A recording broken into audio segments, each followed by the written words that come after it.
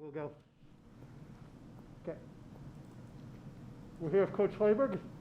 I'll open the floor for questions from the media. First question will be Robin Washut.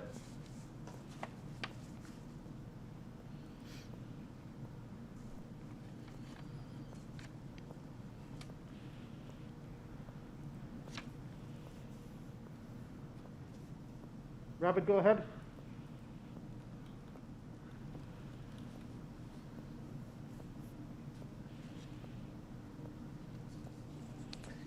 Hey, Coach, I just wanted to ask you about just the first 10 minutes of that game and how well you guys played, and then what happened from that point on where there was such a drop-off on both ends.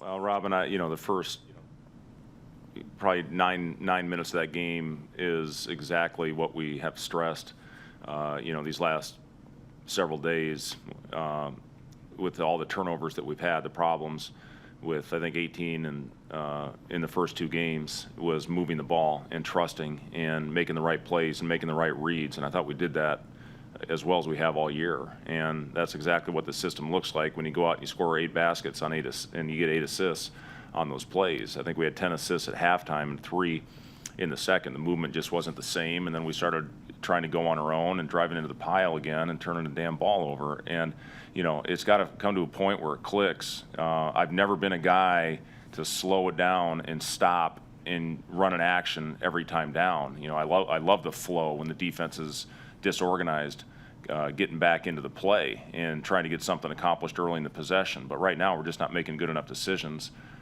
when those opportunities present themselves. So, I hate to throw up the stop sign and, get into something every play, but, that's probably what it's going to have to come to for a while until we can figure out our turnover issues. And it's not just the turnovers, Robin, it's the going in and throwing up crazy shots and expecting to get a call. We're not getting them. And, we just have to find a way to trust better, keep the movement, and good things happen. Whether you make the shot or not, we're getting good looks when we move the ball. And, we just didn't do that for a long enough stretch. It's the whole thing, when we're out there in the flow and, things are going well, you got to continue on with those things that are getting you good, solid possessions. And then we just lose value of the ball and, lose value of the possession. Bad shots lead to good offense for the other team.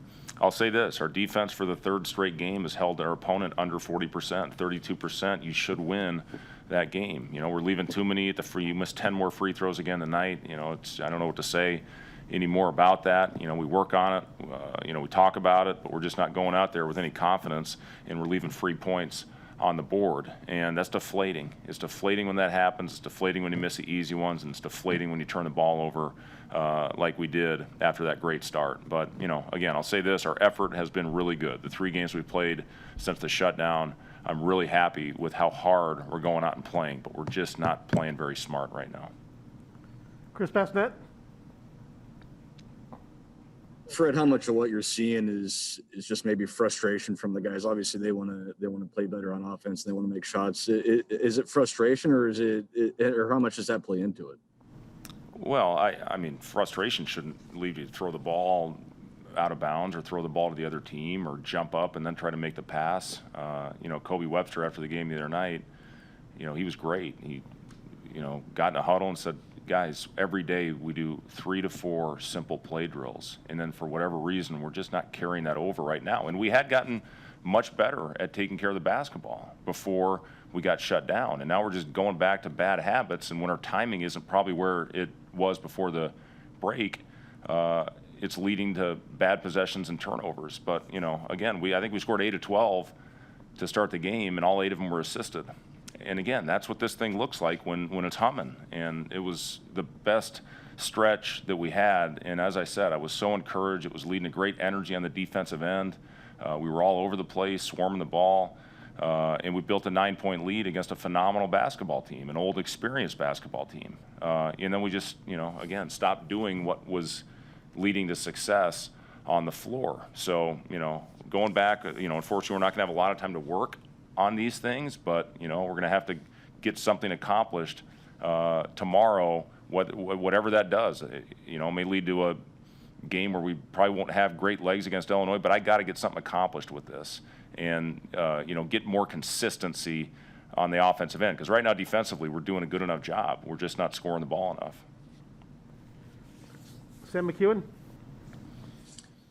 Hey, Coach, what's the line between having grace for these guys? Because they've been through a lot, and kind of drawing a hard line and saying, at some point you just get so frustrated that you need to make like big changes to your starting lineup or the way that you're doing things. Where is that line at this moment? Yeah, I mean, Sam, our starts have been pretty darn good for the most part.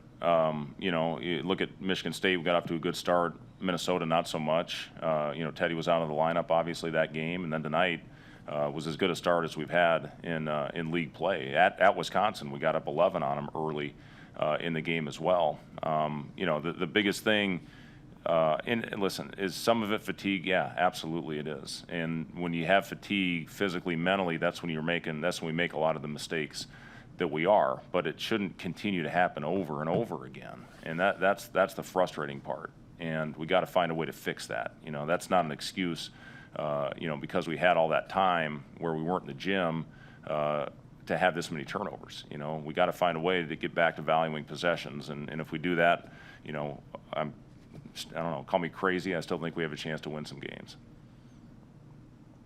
Jacob Padilla? Yeah, it's 4 straight double-digit scoring game for Ladd, even going back to before the pause. How have you guys been able to get him going a little bit and have him scoring in a few different ways? Yeah, I mean, you see how important it is to have Ladd on the floor, and he picked up the 2 quick ones in Minnesota, got him back in there, and he unfortunately got his 3rd right away. So second half, you saw what he did. I think he had 13 of his 15 in the second half. The game against Indiana right before the break, he hits 5 threes, and that just loosens things up for everybody. Tonight, he goes out and hits shots right out of the gate. I thought he had some other good looks in the second half. I thought we got the ball to him with space where he got some good open shots. And we'll take those all day long with him. He's such a good shooter. He works on it extremely hard. As I said in the radio, the other deflating thing, we missed 10 free throws again. And it's deflating when you have that, you miss layups, and when you turn the ball over. Those are the things that we have to find a way to correct. But as far as Lat, I love the rhythm that he's playing with right now. Lat was one of the last guys to get the virus, and he hasn't had a lot of time back. But, it just goes back to what he does every day, and that's repetition. And that's why, the guys that can shoot the ball, they work on it the most, and that's Lat on our team. He's always in the gym. Chris Basnett? Fred, what do you see when you watch Illinois and start to get ready for that? Obviously, just a really skilled team for you guys coming up. Yeah, I mean, I watched the Illinois and Wisconsin game, and they're really good. And I haven't obviously had a chance to put a lot of time into them just because we've had games right on top of each other here. We're going to have to go out and, again, they'll pressure us. We got to do a much better job of taking care of the ball. We got to be selective at the rim on Kofi. He's the biggest presence in this league. He's phenomenal in there, and he's playing incredible basketball. Io, is as talented a guard as we have in our league, and then they shoot the heck out of the ball. Their percentages are crazy, and it's one of those things. We got to be in there, shrunk, trying to help on the post, and then we have to have good rotations and try to contest their shooters. But yeah, it's going to be a tough game on a short prep. We got time for 2 more. I'll go Robin Washut. Right, I know you mentioned that the energy has been really good since coming back off this break.